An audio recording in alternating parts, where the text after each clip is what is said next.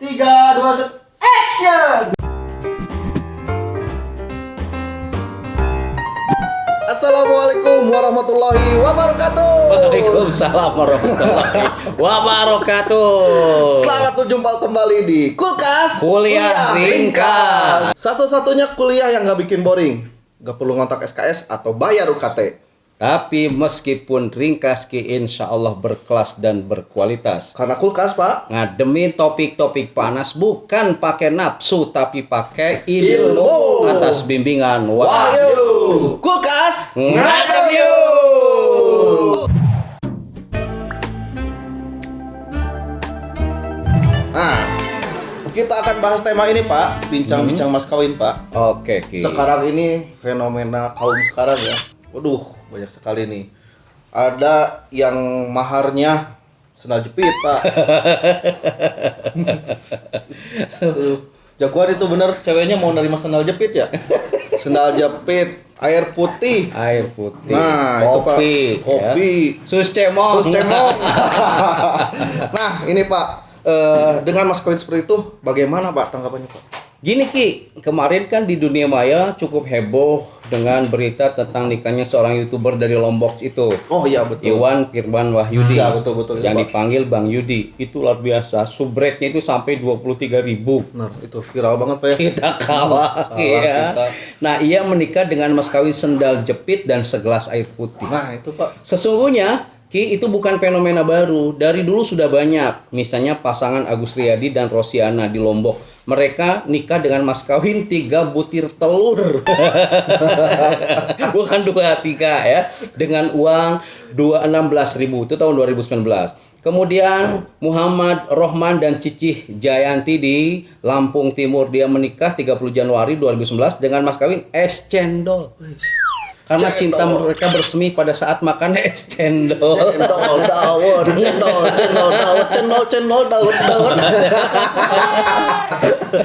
Itu kemudian ditambah pembacaan surat Al-Ikhlas dan uang tunai 100.000. Kemudian pasangan Arham dan Hena di Poliwali Mandal Sulawesi. Mereka menikah dengan mas kawin 2 ekor ikan. Ikan cupang. Ikan cupang. 2 ikan ekor. Kemudian mereka melepas ikan itu di gazebo kantor urusan agama KUA di Mata Kali di Sulawesi. Iya. Di KUA. Kamu tahu KUA? Kantor urusan agama. Kamu nikah ke KUA. Kemudian kisah unik lainnya datang dari pasangan Sugiman dan Siti Nur Hasanah di Bantul, Jakarta. Mas kawin mereka Pak, pembacaan Pancasila. Langsung dengan mas kawin pembacaan Pancasila itu. Ini luar biasa, sangat nasionalis. Bahkan pasangan Rian Suryani, ini bukan Rian Hajati Akbar ya. Rian Suryani, waduh. Dan Sophie Arkusin di Bali, mas kawinnya itu pembacaan teks Sumpah Pemuda. Aduh. Luar biasa. Tapi Ki, menurut saya yang paling unik itu mas kawin dari wakil presiden pertama di Indonesia, Bung Hatta. Apa mas kawinnya? Menurut Ibu Halida, putri beliau, mas kawin Bung Hatta itu bukan mas berlian. Tetapi mas kawinnya itu adalah buku filsafat yang beliau tulis sendiri, Alam Pikiran Yunani. Karya Pak ya? Karya, jadi buku hasil karya dijadikan mas kawin. Tapi saya mau tanya Ki, kalau mas kawin yang paling dibenci oleh ibu-ibu apa? Apa tuh Pak? Mas kawin lagi. Itu yang paling dibenci. Mas kawin lagi. nah Pak, dari sekian fakta unik ini Pak tentang mas kawin itu, apa sih sesungguhnya mas kawin itu Pak? Mas kawin itu intinya gini, adalah suatu yang wajib dibayarkan suami terhadap istri. Wajib Pak? Sekali lagi, mas kawin itu suatu yang wajib dibayarkan suami terhadap istrinya. Posisi wajibnya itu pertama karena ada akad nikah. Kalau tidak ada akad nikah nggak wajib bayar mas kawin. Dan yang kedua karena adanya hubungan badan. Jadi karena setelah nikah kan kita belah duren. Ya. Nah kalau mau belah duren harus ada mas kawin. Mas kawin. Gitu. Oh, Jadi gitu. sekali lagi wajibnya itu karena adanya akad nikah dan juga adanya senggama. Secara istilah dalam kompilasi hukum Islam, mas kawin itu diartikan pemberian dari calon mempelai pria baik berupa barang, berupa uang atau jasa yang tidak bertentangan dengan hukum Islam. Itu mas kawin atau mahar. Jadi apapun itu boleh sebenarnya Pak ya? Boleh asal memenuhi syarat tadi. Gitu. Nah, menurut teman-teman jadi ada istilah jangan memberatkan Pak, itu gimana? Oke, itu nanti bisa kita kaji dalam kajian berikutnya. Oh iya. Ya. Oke, Pak. Nah, Pak, kalau gini Pak, bagaimana Al-Qur'an menjelaskan persoalan mahar ini Pak? Oke. Karena status mahar ini wajib dan Ya. wajibnya itu dipandu tentu berdasarkan firman Allah dalam Al-Qur'an. Di Al-Qur'an tuh mas kawin itu disebut dengan 1 sodak 2 ujroh atau ujar. Sebagaimana dalam Quran surah An-Nisa ayat ke-24, wa atun nisaa soduqatihinna nihlah, dan berilah mahar atau mas kawin kepada wanita sebagai pemberian dengan penuh kerelaan. Jadi pemberian yang dasarnya rela, jangan merasa terpaksa. Di ayat lain misalnya disebut di An-Nisa ayat 24, fa'atuhunna ujurahunna fardhatun. Berikanlah kepada mereka yang mau kamu nikahi mas kawin dengan sempurna sebagai suatu kewajiban. Jadi wajib. Kemudian di ayat lain di An-Nisa 24, fankihuhunna biidni ahlihinna wa atuhunna ujurahunna bil ma'ruf. Karena itu kawinlah mereka dengan seizin tuan mereka dan berilah mas kawin yang patut untuk mereka. Jadi persoalan mas kawin ada dasarnya dalam Al-Qur'an dan Al-Qur'an menyatakan wajib. Wajib Pak ya. Wajib, ya. Ini Pak, nah kan bagaimana status hukum mahar itu dan apakah sah pernikahan kalau tidak pakai mahar Pak? Oke, tadi sudah saya sampaikan status mahar itu kan hukumnya wajib. Ya. Tetapi gini, ya. Mahar meskipun wajib itu bukan rukun dalam nikah. Harus bisa dibedakan. Kalau rukun itu adalah sesuatu yang tidak boleh, tidak harus dipenuhi demi sahnya pernikahan. Iya. Kan saya pernah baca di di salah satu kitab Fathul Wahhab ya dari Syekh Imam Jakaria Al-Ansori, paslun fi arkanin nikah, ketika bicara satu pasal tentang rukun nikah. Arkanuhu, rukun nikah itu khamsatun, ada 5. 1 jauzun, calon pengantin laki-laki. Yang kedua wazaujatun, calon pengantin pria. 3 wawaliun, ada wali. 4 wasyahidani, 2 saksi. Saksi dari pihak laki-laki dan saksi dari pihak perempuan. Pahami, saksi itu dikira tak pesakna kudu dieusi. Itu. Jadi saksi itu harus benar-benar orang yang ngerti agama. Yes. Karena saksi itu kan mensahkan sesuatu yang haram menjadi halal. Berat tugas saksi. Berikutnya rukun yang kelima wasigotun, sigoh, ya ini ada ijab kabul. Nah di rukun nikah tidak disebutkan mas kawin, gitu. Tapi jadi mas kawin itu adalah hukumnya wajib. Jadi kalau kamu nikah tidak pakai mas kawin, sah nikahnya. Tetapi ada yang menyebut nikahnya itu menjadi fasid. Fasid itu apa artinya? Rusak. Kenapa rusak? Sebab nanti istri ketika tidak dibayar mas kawin, dia berhak menolak untuk dibelah duren. Apa artinya pernikahan kalau malam pertama tidak dapat itu? Nah itu ya. Jadi gini, kan kata Allah dalam Al-Baqarah, la junaha alaikum in talaqtumun nisaa ma lam tamassuhunna au tafridu lahunna fardhatun. Tidak ada kewajiban membayar mahar atas kamu jika kamu menceraikan istri-istri kamu sebelum kamu bercampur dengan mereka dan sebelum kamu menentukan maharnya. Gini, kebolehan talak sebelum campur dan sebelum ditentukan mahar dijadikan alasan oleh para ulama bahwa mahar itu tidak termasuk rukun dan syarat nikah.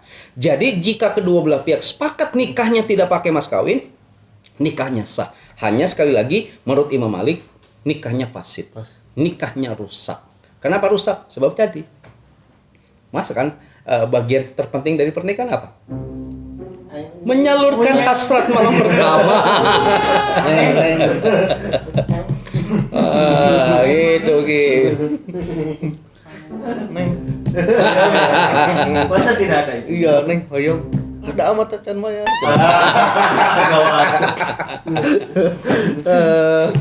Pak, nah sekarang Pak, bagaimana bentuk dan batasan jumlah mas kawin itu Pak? Oke, nah ini penting, bagus Su. Kamu bikin pertanyaannya bagus.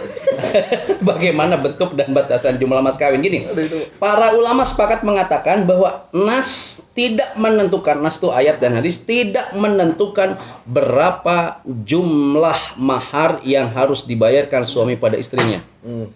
Gitu. Tetapi dalam beberapa hadis mahar itu dianjurkan untuk disederhanakan. Jadi mas kawin itu harus sederhana. Kan kata Nabi gini, khairus sodaki aisarhu, sebaik-baiknya mas kawin itu adalah yang paling mudah. Prinsipnya yang paling mudah mas kawin itu. Tapi lagi-lagi mudah itu relatif.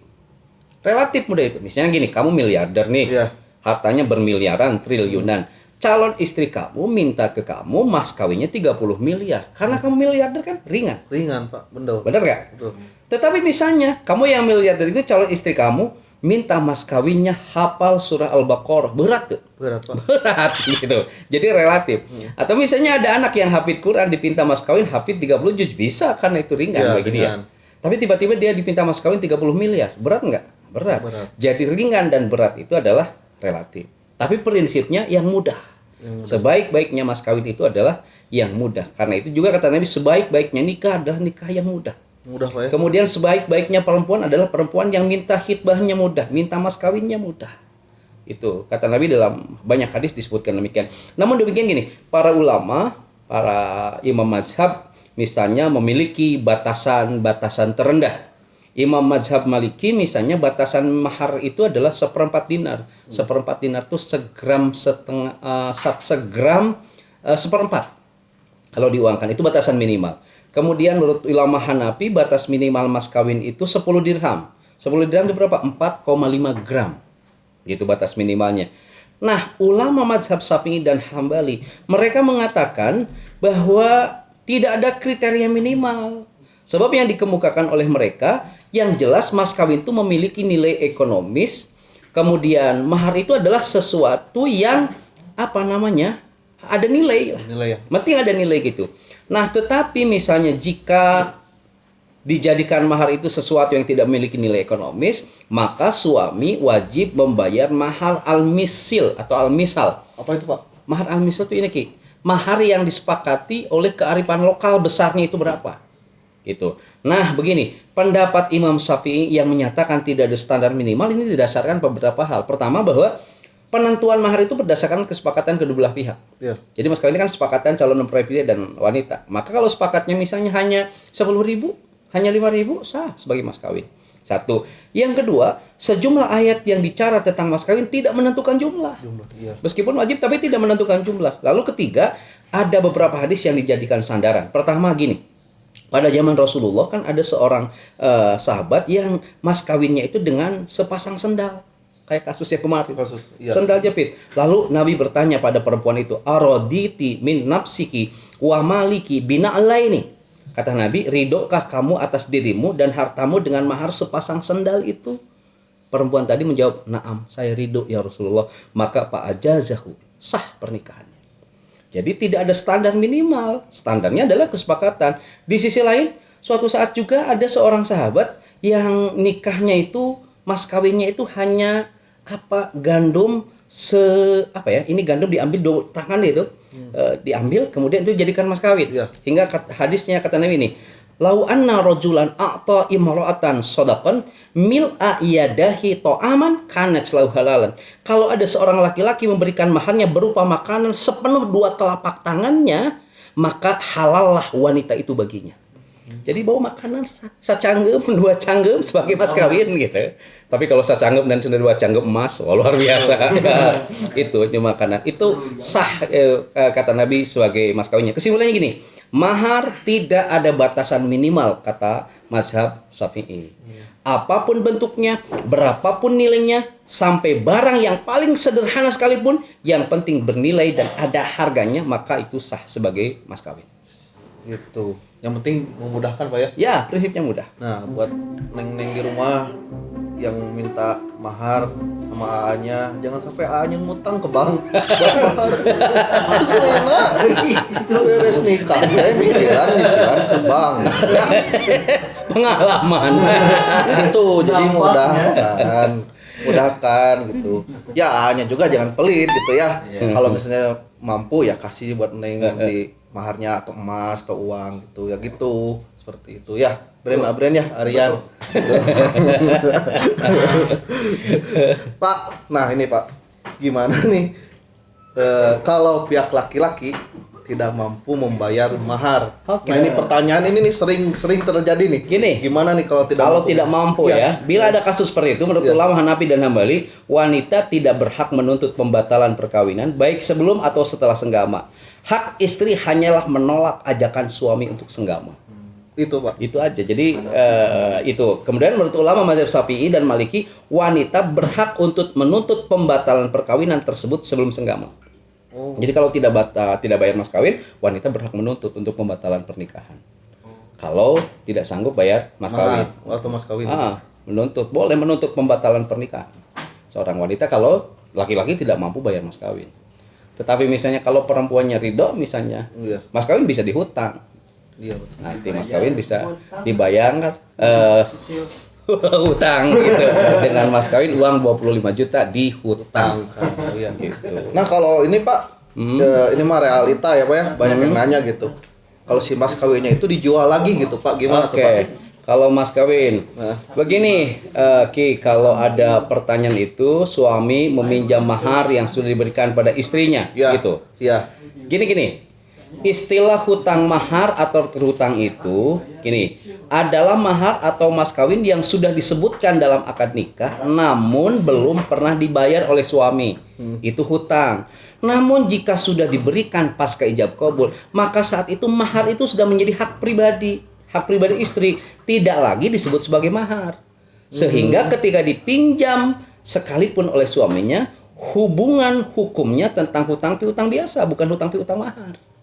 Karena itu sudah ijab kabul kan, yang disebut hutang mas kawin itu tadi dengan mas kawin 30 juta dihutang. Berarti itu hutang mas kawin yang harus dibayar. Ya. Tapi pada saat akad nikah sudah lunas, kemudian di kemudian hari itu sudah di harta milik istri. Yes. Tapi di kemudian hari ada kebutuhan lain, lalu mahar itu dijual, itu hutangnya bukan hutang mas kawin lagi, hutang biasa saja. Gitu, Ki. Gitu. Kamu dihutang mas kawinnya enggak? Enggak Pak. Cuma dijual lagi. jika ada sedikit. Jadi mensiasatinya gitu. Dipesetkeun we, sok neng sabal gram dulu. 30 gram pesetkeun we. Da kayak dijual deui cenah. Eta parahnya begitu. Jangan seperti itu, kasihan ya. Sebaiknya mas kawin itu mahar itu jadi harta pusaka. Harta pusaka, disimpan, ya, itu menjadikan alamatul haya wal mahabbah, tanda cinta kita pada istri. Sebagai tanda cinta kan akan kita pelihara. Jangan ada niat dijual, bisinya jadinya Kita dijual. jahat banyak. Jangan dijual kecuali memang kepepet untuk bisnis atau apa ya. Ya. Nanti dibalikin lagi ketika udah berhasil. Nah itu keren. Nah Pak, saya pengen tahu nih Pak tentang Rasulullah nih Pak. Oke. Mas kawinnya. Mas kawin Rasulullah sendiri begini ya. Pada pernikahan beliau sebelum jadi nabi kan luar biasa kan, tema lalu kita kaji. Iya. Pada saat bicara janda, mas kawin Rasul itu kan 12,5 ons emas, berapa ratus juta dan puluhan unta, itu sebelum jadi nabi. Tetapi setelah Rasul jadi nabi, mas kawin pernikahan beliau pada istrinya adalah 12 uqiyah dan 1 nasi atau 500 dirham. 1 dirham itu sama dengan 3 gram perak. 1 gram perak itu adalah sama dengan 11.000 kalau di kita. Berarti 1 dirham itu sama dengan 33.000. Total mas kawin nabi pada istri-istrinya itu adalah 33.000 kali 500 sama dengan 16.500.000. Untuk kultur Arab. Untuk kultur Arab segitu itu rendah. Oh rendah Pak. Untuk kultur Arab itu biasa. Jadi Rasul ngasih mas kawin pada istri-istrinya itu kisaran 16.500.000 seperti itu. Tapi dengan logika kultur Arab, bukan logika kultur Indonesia. Jadi sedang saja. Supaya ini memberi contoh bahwa mas kawin itu adalah ringan. Gitu, jangan memberatkan. Seperti itu. 12 uqiyah dan 1 nasi atau sama dengan 500 dirham. 500 dirham. Okay. Itu bisa jadi patokan lah 500 dirham untuk sekarang misalnya. 16. Kalau mengikuti sunnah berapaan? Itu berarti 16-an. 16 Pak ya? Ya. Begini Pak, suka ada kasus keluarga perempuan memaksa minta mahar yang mahal nih. Ini sering terjadi ini. Si perempuannya minta mahar yang mahal karena karena memberatkan dipengaruhi oleh ibunya. Ibunya ya cukup memberatkan lah. Akhirnya si cowoknya tuh buntang-banting cari sana cari sini, bahkan sampai batal untuk nikah. Sampai itu Pak, sampai ada seperti itu gitu. Dipakai untuk kebutuhan mereka, bukan untuk si calon pengantin perempuan. Ini bagaimana Pak? Begini, mas kawin atau mahar itu milik mempelai wanita. Sekali lagi, karenanya keluarga jangan ikut-ikutan menaikkan jumlah atau besaran mahar. Ini biasanya yang menikah anaknya yang paling sibuk ngurusin mas kawin ibunya. Ini kacau ini ya. Akibatnya mempelai pria menjadi berat untuk melakukan proses pembayarannya. Nah, oke. Karena itu hukum Islam di Indonesia mengatur bahwa mahar harus berdasarkan kesepakatan kedua mempelai. Prinsip kesederhanaan dan kemudahan itu dikedepankan secara proporsional. Hal ini kan ditegaskan dalam kompilasi hukum Islam di pasal 30, calon mempelai pria wajib membayar mahar kepada calon mempelai wanita yang jumlah, bentuk, dan jenisnya disepakati oleh kedua belah pihak. Di pasal 31-nya penentuan mahar berdasarkan atas kesederhanaan dan kemudahan yang dianjurkan oleh ajaran Islam. Di pasal 32-nya mahar diberikan langsung kepada calon mempelai wanita dan sedang itu menjadi hak pribadinya. Prinsipnya jangan memberatkan, karena kata Nabi kan sebaik-baiknya mahar yang memudahkan dan meringankan. Seperti itu ya Pak ya. Nah Pak, terakhir Pak nih Pak, ada pesan Pak tentang mahar ini Pak untuk kaum milenial yang mau nikah nih Pak, gimana Pak? Oke, bagi Ripan teman kita yang mau nikah ya, dan Ajam ya, teman kita mau nikah. Pertama, nih, mas kawin itu prinsipnya tidak memberatkan pihak laki-laki. Jangan sekali-kali memberatkan, tetapi meskipun berat dan ringan itu relatif. Yang kedua, tidak merendahkan pihak perempuan, meskipun tidak memberatkan calon pria, tapi juga prinsip mas kawin jangan merendahkan pihak perempuan. Ya, itu. Lalu batasannya adalah kerelaan kedua belah pihak. Kerelaan dua belah pihak. Ya, insya Allah kalau cinta kan bisa mengkondisikan segalanya. Lalu diupayakan mahar itu harus memiliki nilai dan memantik keberkahan. Harus ada nilai. Nilainya itu bisa mendatangkan keberkahan. Kawan-kawan kita yang tadi maharnya pakai Sumpah Pemuda, maharnya baca teks Pancasila, maharnya segelas cendol, maharnya segelas kopi, menurut mereka itu ada nilai yang bisa memantik keberkahan. Gitu. Nggak masalah. Punya makna sendiri, Pak ya. Makna tersendiri. Dan ingat, ujung pernikahan itu kan mendapatkan keberkahan. Buktinya apa? Pada saat kita nyalami pengantin, apa doanya? Barakallahu laka wa baraka alaika wa jama'a bainakuma bi khair. Sebab dengan keberkahan sakinah mawaddah warahmah akan didapatkan. Itu Ki, BBM bincang-bincang mas kawin kita bareng Sus Cemong. Tapi kalau mas kawin pakai Sus Cemong, saya yakin ajib banget. Pak ya. Apalagi kalau nanti tamu undangan yang datang dapat Sus Cemong satu-satu. Asik, luar biasa bro. Itu. Bahkan untuk bingkisan ngelamar pun bisa Sus Cemong.